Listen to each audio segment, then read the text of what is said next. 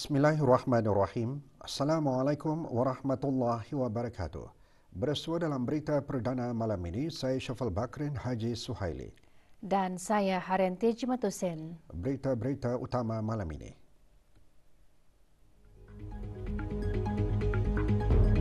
Duit shilling kenang-kenangan akan dikeluarkan bersempena memperingati penamaan rasmi Jambatan Sultan Haji Omar Ali Saifuddin.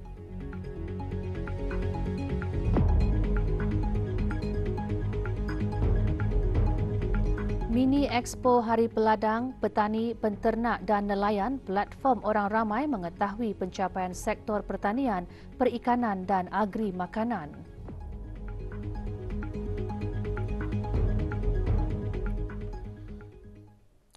Brunei Darussalam Central Bank BDCB akan mengeluarkan duit shilling kenang-kenangan berbentuk emas, perak dan kupro nikel bersempena memperingati penamaan rasmi Jambatan Sultan Haji Omar Ali Saifuddin. Duit shilling kenang-kenangan tersebut adalah sah diperlakukan di negara Brunei Darussalam. Jenis-jenis produk duit shilling kenang-kenangan tersebut ialah duit shilling emas edisi khas 1, duit shilling emas edisi khas 2, duit shilling perak dan duit shilling kupro nikel. Perkara tersebut dijelaskan pagi tadi oleh Pengarah Eksekutif Pengurusan Mata Wang BDCB semasa sidang media mengenainya di BDCB Currency Gift Shop, Brunei Darussalam Central Bank, Kompleks Bangunan Kementerian Kewangan dan Ekonomi.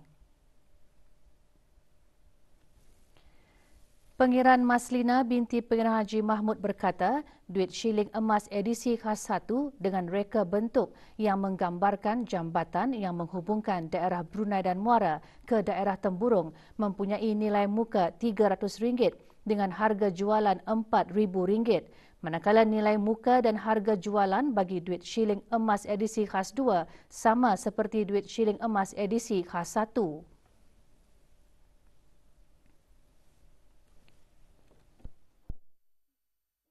Duit shilling emas edisi khas 1 pada muka hadapannya memaparkan wajah ke bawah duli yang maha mulia Paduka Seri Baginda Sultan Haji Hassan Al-Bolkiah Izzuddin Wad Daulah, Sultan dan Yang di-Pertuan Negara Brunei Darussalam semasa istiadat perarakan mengelilingi Bandar Seri Begawan bersempena sambutan Jubli Emas ke bawah duli yang maha mulia menaiki tahta pada 5 Oktober 2017. Duit shilling emas edisi khas 2 pula memaparkan potret ke bawah duli yang maha mulia bersama ayahanda baginda almarhum Sultan Haji Omar Ali Saifuddin Sa'adul Khairuddin pada muka hadapannya dan mempunyai reka bentuk muka belakang yang sama seperti duit shilling emas edisi khas 1.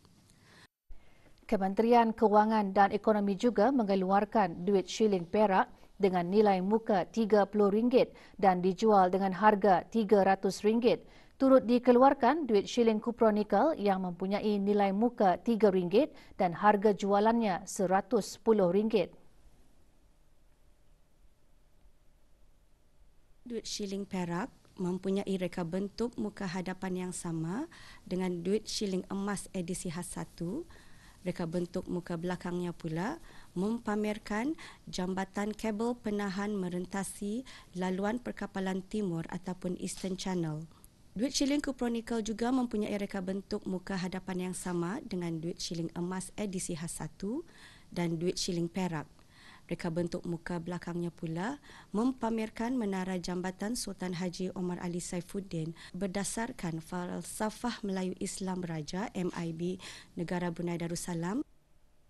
Penjualannya kepada orang ramai bermula hari Selasa 8 November 2022 di BDCB Currency Gift Shop, Brunei Darussalam Central Bank, tingkat 1, bangunan BCMB, Kompleks Bangunan Kementerian Kewangan dan Ekonomi, Commonwealth Drive. Majlis Perundingan Kampung Bunun Perpindahan semalam mengadakan majlis doa kesyukuran sempena 70 tahun kampung berkenaan. Majlis diadakan di Masjid Kampung Bunun.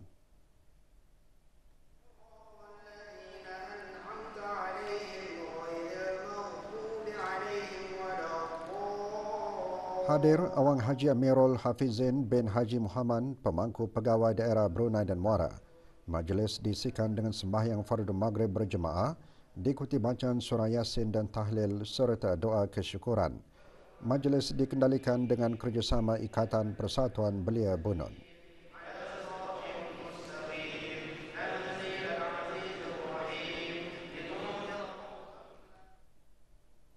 Mini Expo Hari Peladang, Petani, Penternak dan Nelayan yang kini berlangsung di Dewan Muhibah Berakas dihasrat memberi peluang kepada para pengusaha menjalankan padanan perniagaan sesama pengusaha dan agensi-agensi berkepentingan. Expo kali ke-12 itu juga menjadi platform kepada orang ramai mengetahui perkembangan dan pencapaian sektor pertanian, perikanan dan agri makanan di negara ini di samping mengenal produk-produk tempatan.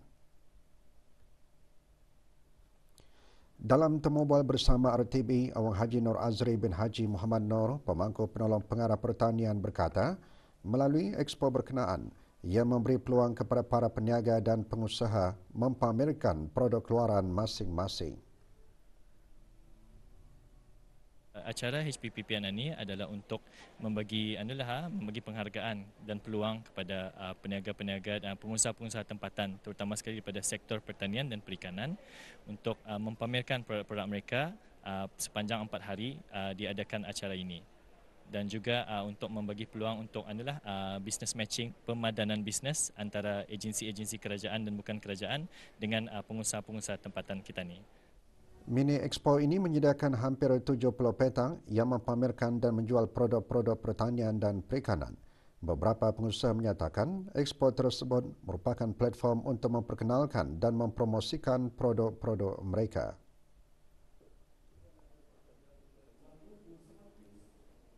Encourage more locals to participate. Proud of our government that support the local farmers to encourage everyone to grow everything, the products in the market. So, expo ini adalah bagus sebagai penghargaan kepada peladang-peladang di negara Brunei Darussalam. Di samping itu juga expo ini dapat membantu promosikan produk kami. Alhamdulillah, syukur expo ini memberikan kami pendedahan, and then terutama sekali kami kan mencari apa cita rasa orang petani orang Brunei, terutama dalam buah-buahan.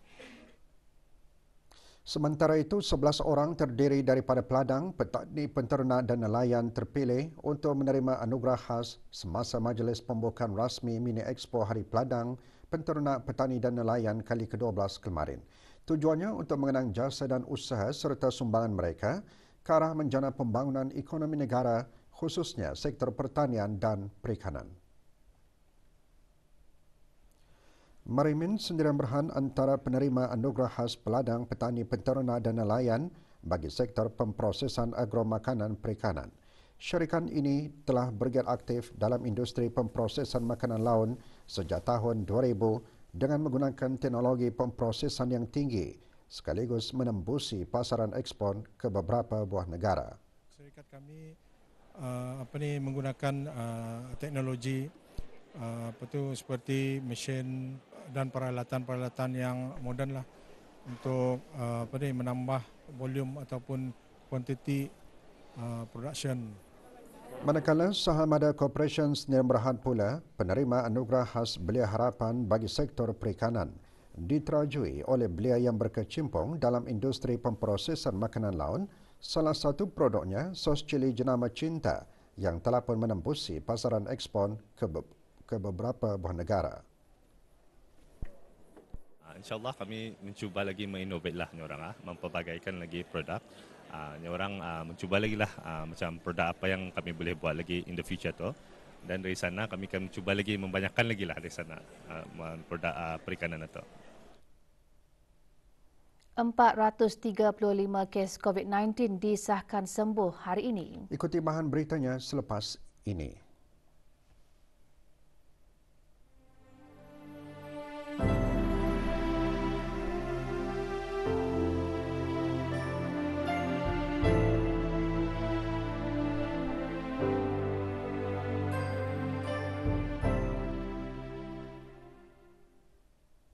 Status harian normal baharu COVID-19, tidak ada kes berada dalam kategori 4 dan 5.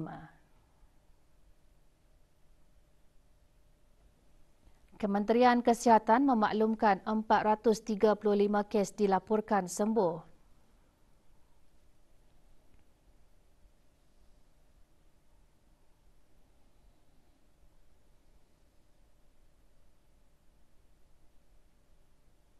Jumlah keseluruhan pemberian 2 dos vaksin COVID-19 bagi kanak-kanak berumur 5 hingga 11 tahun, 86.3%.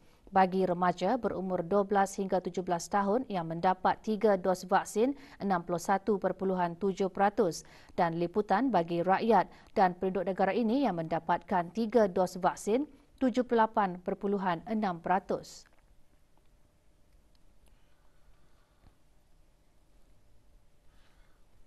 Sikap saling hormat menghormati perlu disemai sejak kecil lagi, terutama menghormati dan berbuat baik kepada ibu bapa, orang tua ataupun warga emas sama ada yang mempunyai hubungan kekeluargaan atau tidak.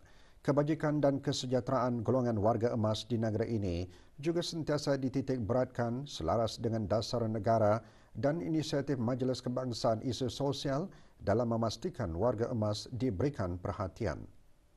Tanggungjawab terhadap warga emas bukan hanya menjadi tanggungjawab kerajaan sahaja, malahan tanggungjawab semua khususnya anak-anak. Jadi tidak wajar bagi umat Islam untuk menganggap warga emas sebagai satu beban dan diabaikan kebajikannya. Perkara tersebut antara intipati khutbah Jumaat hari ini yang bertajuk Hormati dan Sayangi Warga Emas.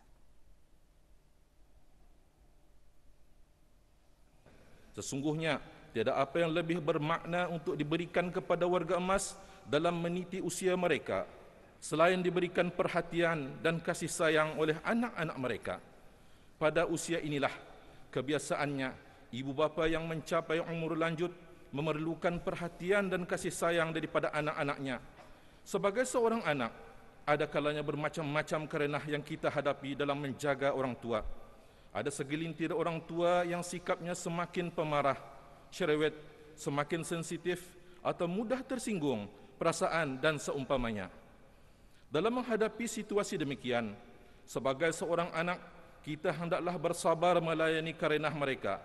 Jangan sekali-kali memarahi, mengherdik, menggertak dan memukul orang tua kerana perbuatan sedemikian akan mengguris dan menyakiti hati mereka. Ingatlah bahawa jasa dan pengorbanan mereka dalam menjaga dan membesarkan kita tidak akan dapat kita balas walau dengan nyawa, harta dan wang ringgit.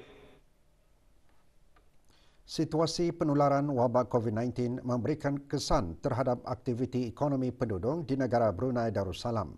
Jabatan Perancangan Ekonomi dan Statistik JPES, Kementerian Kewangan dan Ekonomi dalam siaran media laporan kajian tenaga kerja KTK 2021 mengongsikan 40% daripada kalangan penduduk yang bekerja telah mengalami perubahan keadaan kerja, antaranya perubahan dalam jumlah jam bekerja atau lokasi bekerja. Laporan kajian tenaga kerja KTK 2021 dikendalikan serentak dengan peringkat ketiga Banci Penduduk dan Perumahan BPP 2021 pada 1 hingga 31 Disember 2021. Dalam laporan KTK 2021, kadar penyertaan tenaga kerja menunjukkan penurunan kepada 63.8% pada tahun 2021 dari 65.5% pada tahun 2020.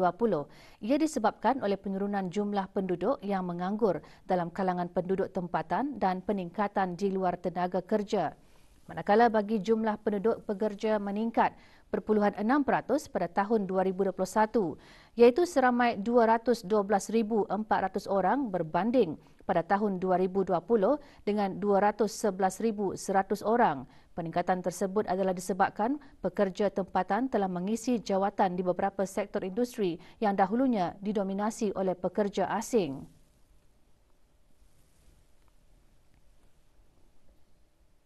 Daripada jumlah tersebut, pekerja tempatan merupakan bahagian terbesar sebanyak 71%, manakala 29% adalah pekerja asing. Sementara itu, 92.1% merupakan pekerja, manakala 4.7% adalah mereka yang bekerja sendiri. Dalam laporan tersebut juga dikongsikan 31.5% bekerja di sektor kerajaan termasuk pentadbiran awam dan perkhidmatan-perkhidmatan kerajaan seperti pendidikan, kesihatan, elektrik dan air. Sementara itu 68.5% bekerja di sektor swasta. Hasil laporan mengikut jenis pekerjaan, pekerja perkhidmatan dan jualan menyumbang bahagian terbesar sebanyak 21.8%.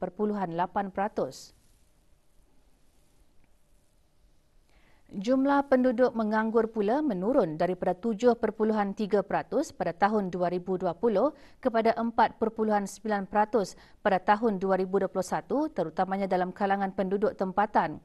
Penurunan ini adalah disebabkan pencari kerja tempatan yang telah mengisi pekerjaan di beberapa sektor industri yang dahulunya didominasi oleh pekerja asing.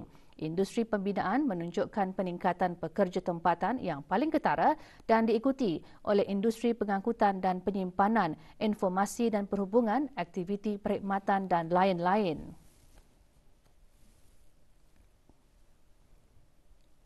Laporan KTK 2021 boleh diperoleh melalui laman sesawang deps.mofi.gov.bn. Sebarang pertanyaan hubungi 2233-344 semasa waktu pejabat atau email info.statistik@jps.gov.bn.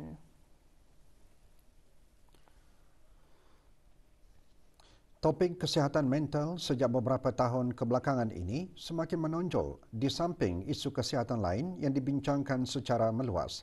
Pada tahun 2020, Kementerian Kesihatan melaporkan 1.5% penduduk mengalami simptom tekanan psikologi dan pandemik COVID-19 telah menyumbang kepada peningkatan tahap perasaan cemas, kemurungan dan pengasingan diri. Penyakit mental bagi lelaki sering diketepikan masyarakat dan dianggap sebagai tanda kelemahan atau kegagalan peribadi. Bersempena dengan kempen Movember yang diadakan pada bulan November, seorang pakar psikologi muda dari Brunei Neuroscience Stroke and Rehabilitation Services Pantai Jerudong Specialist Centre mengongsikan pandangannya mengenai kesihatan mental lelaki dalam sesi temu bual bersama RTB. Some of the risk factors that may contribute to an individual's developing in poor mental health. Number one, biological factors such as genetics or chronic illnesses. Number two, life experiences such as the history of traumatic or abuse experiences. And number three, poor social, family and community support.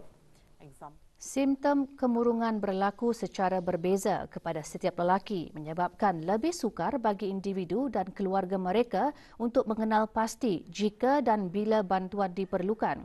Beberapa tanda dan simptom tekanan psikologi yang biasa berlaku ialah rasa bimbang yang berterusan, perasaan sedih yang melampau, mengasingkan diri daripada rakan dan keluarga, kesukaran dalam menumpukan perhatian dan keletihan. Gejala fizikal termasuk kerap sesak nafas dan sakit kepala. So these symptoms would persist even when your medical physical checkup turns up to be normal. Some of the behaviors are more common in men, like having substance misuse. They may experience anger and irritability. They could also work obsessively. And they could have sleeping problems as well as risky and reckless behavior. Daerah Temburong begitu sinonim dengan penghasilan cendol. Dengan inovasi dan kreativiti belia tempatan, cendol Temburong kini dihasilkan dalam pelbagai perisai sehingga menjadi buah mulut orang ramai. Untuk mengetahui lebih lanjut mengenai keistimewaan cendol Temburong, ikuti laporannya bersama Zulfatli Haji Kasim. Sebahagian besar penggemar cendol mungkin sudah mengenali cendol Temburong, keluaran syarikat Kindelicious Enterprise milik Abdul Wafi bin Haji Piramli. Sejak beroperasi pada tahun 2017, syarikat tersebut cuba menerapkan inovasi dan kreativiti dalam produk cendolnya sehingga berjaya menghasilkan pelbagai perisai cendol seperti cendol kulanau, cendol cincau, cendol tarok pandan, cendol durian, dan cendol Joko Pandan selain cendol biasa. Bagi menjaga kualiti cendolnya, belia tempatan ini menitik beratkan aspek kebersihan semasa proses pembuatan. Berikutan sambutan yang begitu menggalakkan daripada orang ramai, beliau berharap untuk mengembang majukan lagi perusahaannya. Saya berjaya membantu lebih ramai belia-belia untuk menjana pendapatan dan memberi ruang mereka untuk menjayakan perniagaan-perniagaan mereka dan membantu lebih ramai anak tempatan untuk diberi peluang pekerjaan. Dengan rasa yang unik, produk cendol Candelicious tidak dinafikan boleh menjadi salah satu produk pencuci mulut pilihan ramai. Laporan Zulfatli Haji Kasim untuk Berita RTB. Sempena sambutan 50 tahun penubuhan Jabatan Perancang Bandar dan Desa, Jambatan Sultan Haji Omar Ali Saifuddin dinyalakan lampu cucul bermula semalam sehingga 14 November. Penyalaan lampu cucul juga diadakan sempena sambutan Hari Perancangan Bandar Sedunia yang disambut pada bulan November setiap tahun. Warna lampu cucul yang dinyalakan merupakan sebahagian kod warna bagi zoning-zoning perancangan guna tanah yang terdapat di dalam pelan-pelan perancangan atau pembangunan peringkat negara, daerah dan setempat. Ia merupakan salah satu inisiatif berterusan jabatan berkenaan dalam memberikan fungsi dan peranan dalam menghala tuju kemajuan di negara ini.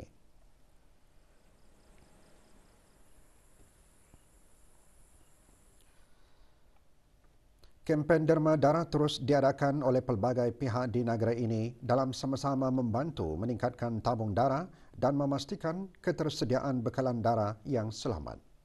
Kemarin, 54 pain darah berjaya dikumpul semasa kempen derma darah anjuran syarikat Hengi Industri Sdn Berhad. Kempen diadakan di Pulau Muara Besar. Kempen merupakan yang keempat dianjurkan oleh syarikat berkenaan sebagai sebahagian daripada inisiatif tanggungjawab sosial korporat syarikat. Ia antara lain bertujuan meningkatkan kesedaran mengenai kepentingan dan faedah pendermaan darah. Seorang lelaki warga negara Bangladesh didakwa di Mahkamah Magistrate Bandar Seri Begawan atas satu pertuduhan di bawah Seksyen 146-1-D Perintah Eksaise 2006. Lokman Hussein, 47 tahun, didapati memiliki beberapa paket rokok di kawasan bangunan komersial Kampung Sengkorong. Tertuduh mengaku bersalah dan dijatuhi hukuman denda RM5,000 atau 5 bulan penjara jika gagal membayar denda. Semua barang terlibat dirampas untuk dimusnahkan. Menjelang pertemuan skuad kebangsaan negara Brunei Darussalam menentang Timur Leste dalam perlawanan pusingan kelayakan Piala AFF Mitsubishi Electric yang akan berlangsung esok dan 8 hari bulan ini, jurulatih pasukan kebangsaan Mario Rivera berharap anak buahnya akan memberikan ketentangan dan mempamerkan permainan yang menarik nanti. Perkara tersebut disuarakan dalam sidang media pra-perlawanan yang berlangsung pagi tadi di FABD House Berakas. Mario Rivera turut menyatakan berdasarkan dari dua perlawanan antarabangsa pasukan kebangsaan tahun bulan lalu menentang Maldives dan Laos dengan menurunkan beberapa pemain berlainan dan taktik yang berlainan, beliau optimis pasukan kedaliannya siap menghadapi pasukan Timor Leste dan yakin akan memperoleh kemenangan.